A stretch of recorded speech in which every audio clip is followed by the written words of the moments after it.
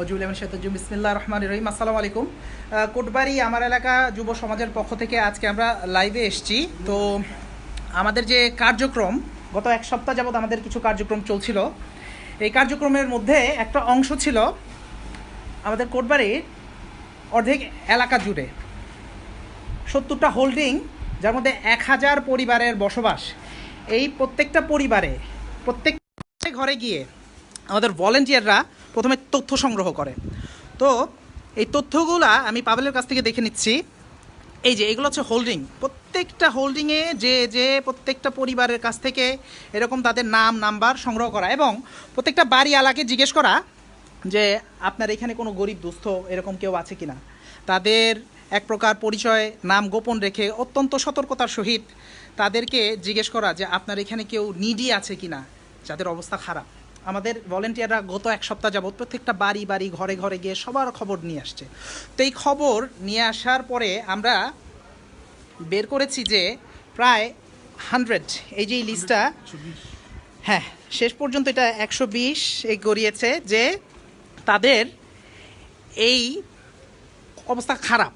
এই হাজার খানেক পরিবারের মধ্যে 10% ইউ ক্যান সে, 12%, 12%, 120 পর্যন্ত আমাদের হাতে এসেছিল যে তাদের অবশ্যই অত্যন্ত জরুরি ভিত্তিতে এই লকডাউনের কারণে তারা কাজে যাইতে পারতেছে না, খাবার নাই ঘরে। আমরা নিজে চোখে যেয়ে দেখে এসেছি।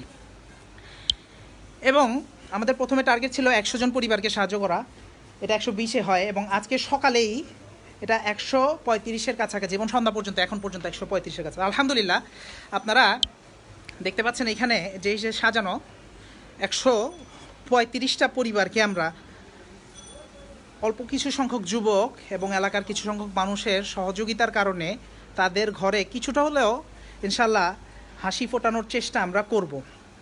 এবং আমরা এটা যে কোনো প্রকার গণজমায়েত ছাড়া এই কাজটা করার চেষ্টা করতেছি ইনশাল্লাহ। যার যার খাবার লিস্ট অনুযায়ী তাদের বাসায় পৌঁছে যাবে। আমাদের টার্গেট আছে এবং বাজেট অনুযায়ী এই কাজটা সেকেন্ড রাউন্ড এবং থার্ড রাউন্ডে যদি আল্লাহ তাআলা করার তৌফিক দেয় আমরা করার চেষ্টা করব। লকডাউন যদি সরকার তাড়াতাড়ি নিয়ে নেয়, দ্যাটস ডিফারেন্ট স্টোরি।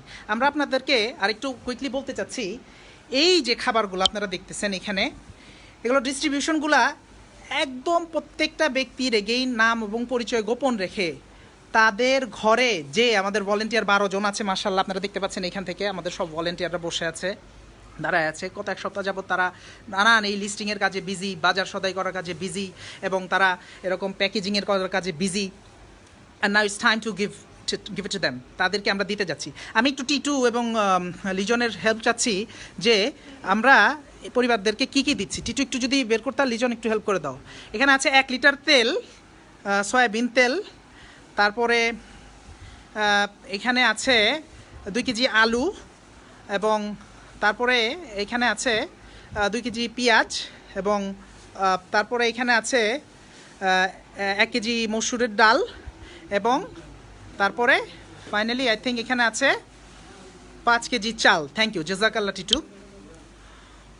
তো আমরা যে লিস্টটা করেছি এটার একটা বড় ফায়দা হচ্ছে, 2টা কাজ হয়ে গেছে এখানে, যে প্রতিবেশীর খোঁজ খবর নেওয়া হয়েছে, বড় একটা সুন্নত আদায় হয়েছে যে তাদের হালতটা কি, তারা কেমন আছে, তারা কি ভালো আছে, তাদের ঘরে খাবার কতটুকু আছে। আমরা নিজেরা যদি চেষ্টা করি যে আমরা, দেখা যায় যে বিত্তবান যারা আছে তার ডেলি 4 বেলা খাবার খায়, 2 বেলা স্যাক্রিফাইস করে বাকি 2 বেলা আমার বার্গার পিৎজা এবং সকালের নাস্তার টাকা দিয়ে এই দুস্থ মানুষগুলোর মুখে হাসি ফোটানো সম্ভব। জাযাকাল্লাহ সবাইকে, থ্যাংক ইউ। আমাদের নানান সামাজিক উন্নয়নমূলক কোটবাড়ির পক্ষ থেকে কার্যক্রম চলবে।